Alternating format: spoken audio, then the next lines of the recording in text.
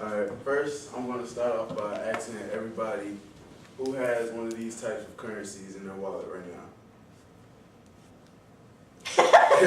Not the 100. I know everybody probably wishes they had a $100 bill, but I mean a dollar or any type of currency. Everybody's had this before, right? Yeah. Now what if I told you probably 10 or 20 years from now that it'll all be useless? Now I'm going to elaborate on that.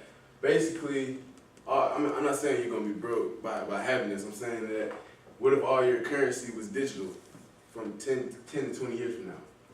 So I'm here today to introduce Bitcoin, which is a new digital currency. It's actually the first decentralized digital currency ever. It uses something called peer-to-peer technology, which means payments and transactions between businesses and people are actually straightforward. There's no middleman. So it's an open source network. This means that everybody can see any transaction. It's open. Like when you make a transaction, the address that you use, everybody can see that. Everybody can see how much money that you gave to another person. Everybody can see how much that you've received and vice versa. It's the first of its kind to use open source and peer-to-peer technology at the same time.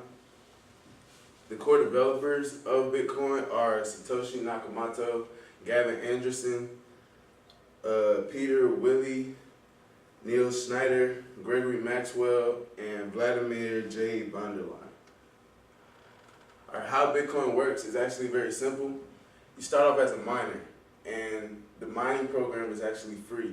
And what I mean by mining is the computer gives you a mathematical algorithm that your computer has to decode, and you will get a 64-digit number. Once your computer solves this mathematical algorithm and you get the 64-digit number, then you get one block of Bitcoins. And then one block of Bitcoins is 50 Bitcoins altogether. Once you receive the Bitcoins, then it's processed to the miner.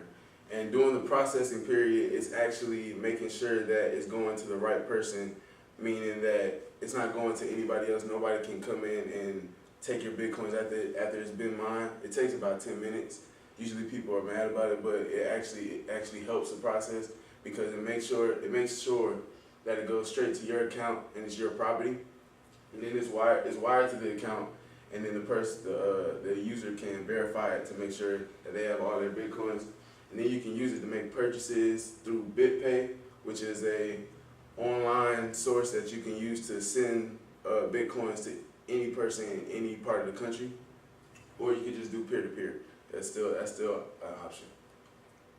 All right, the security of Bitcoins is probably one of the most important factors when it comes to using Bitcoins, because it's the highest vulnerability of Bitcoins is the fact that it's user responsibility. There's nobody protecting you're the protector of your own Bitcoins, basically. So you get an address, you get a private key, and the private key, it unlocks your Bitcoin wallet, which you use to send Bitcoins and make purchases and things of that nature. So if you lose, delete, or happen to or your Bitcoin wallet, your private key gets stolen, then you can no longer use your Bitcoin wallet. So basically, the responsibility is on the user, but Bitcoin does have a strong security track record. So if you are to keep up with your private key and your address, then you should be fine basically the whole time. There are alternatives though to not having your private key. You could store it in what is known as trade centers like Mt. Gox, which is the largest trade center right now. But it kind of defeats the purpose because it is an open source network. It is peer-to-peer. You don't really want somebody controlling how much you put into the trade center and how much you take out or how much you can use at a certain period. Next is the value of a Bitcoin. At one time, there's only 21 million Bitcoins being circulated, which means it never goes up and it never goes down. It's basically a self-stabilizing economy. They want it to stay at an even number. At an even number the whole time, so that if they never make any more, so that the value of it goes down. They never make below a certain number, so that it just runs out, like nobody wants to use it anymore. That's why it's self-stabilizing. And at this moment, one Bitcoin is currently worth $70. So after they made the value like this, I mean, in this certain way, I know that you probably think, well, how come if there's only 21 million Bitcoins and everybody in the world is using it, then how can there be enough for everybody? Bitcoins can be broken down into 8 decimal places, even going into milli Bitcoins, and they can be used, and you can purchase things with milli Bitcoins also. Also, they can be converted into any type of currency in the world. It's a mechanism for payment. That means that if I send Maeve something and she's in China and she's using yen, and I send her something in dollars, that when I send my Bitcoin, it's gonna convert to yen as soon as I send it to it. The advantages of Bitcoin is that it's used in every country. Every country right now you can use Bitcoins, and just like I said, it converts. So that means if I send it to somebody in any different country, then it's gonna convert to that certain currency, and your accounts can never be frozen. It's never regulated by government or any type of higher source. I mean, so nobody can come and freeze your accounts. You can always use your Bitcoins. It's an unlimited use with no prerequisites or arbitrary limits. That means that there's no certain amount that you can use. There's no contract or anything like that. And it's transferred from person to person without any banks or clearinghouses. Now, banks or clearinghouses, has anybody in here used PayPal before or eBay? And you know, everybody's used it before. And you know, once you use it, like once you put money into it and you want to buy something, they ask you for money for securing your money, basically. Bitcoin eliminates that whole process. It eliminates the middleman, so that never happens. You never have to pay that fee. So basically, you're paying the exact amount to that exact person at that exact time. The disadvantages of Bitcoin people may see is it being an open source.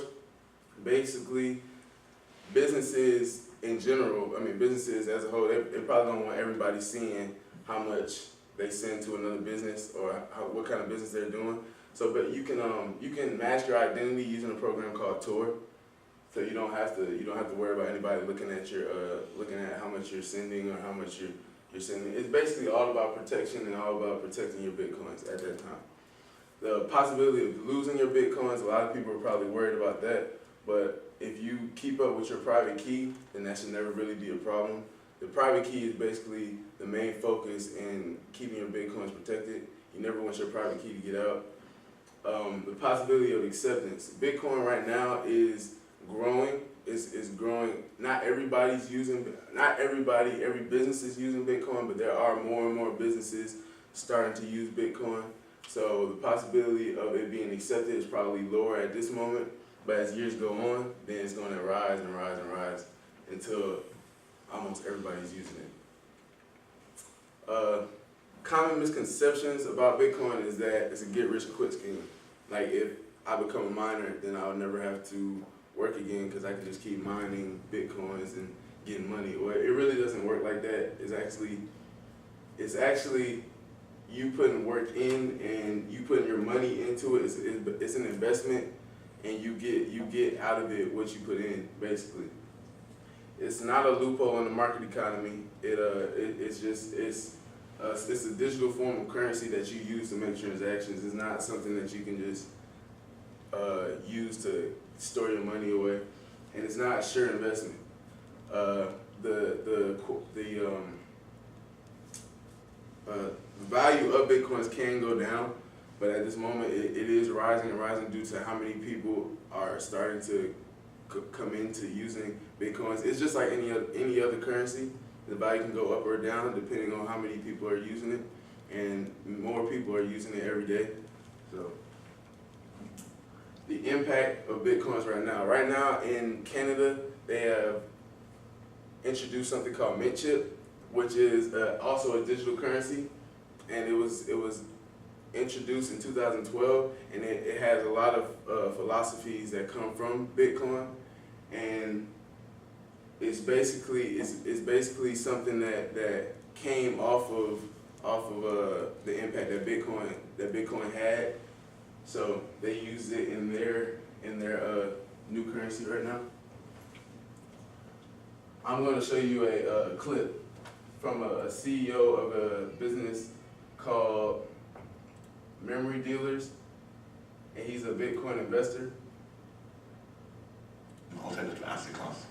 Okay, so Roger, you're an investor in Bitcoin. His name is Roger Ver. Startups. So what kind of companies are innovating around Bitcoin? Bitcoin applies to any type of business anywhere in the world. When I discovered Bitcoin, I realized that without exaggeration, this is the most important invention in the history of the world since the internet. It's going to change everything. So any business has lots and lots of reasons that they would want to use Bitcoin. If you're using money in your business, you should be using Bitcoin. And it's going to be easier and easier for everyone around the world to use it. And I'm really excited about that. And everyone here, if you don't know much about Bitcoin, go and Google it tonight. Take a look. It's going to change the entire planet. Definitely the enthusiast that definitely comes across. But why now? Why is Bitcoin suddenly? Why is it its time now? Sure. Bitcoin is the first time in the entire history of the world in which one person can send and receive money with any other person anywhere on the planet.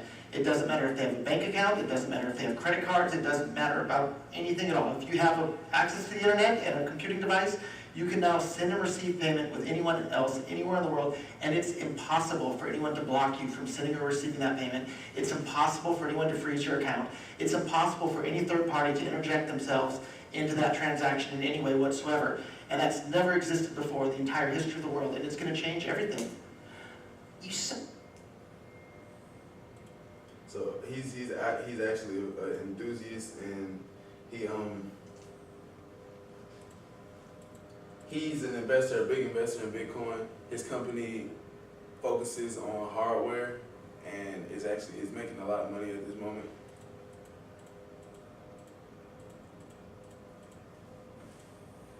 So my conclusion is Bitcoin is the first of its kind. It's growing every day. It's had a global impact on the world. As you can see, Mint Chip is being introduced. That's in Canada. It's right above us. So different things are coming about from it. The peer-to-peer technology is new. It's fairly new when it comes to digital currency, and it's very groundbreaking. That means that everybody's going to be using this very soon as it's taken off, and it's one of the best inventions I've seen in a while. Actually, I got hooked on it when I seen it. So, those are my references.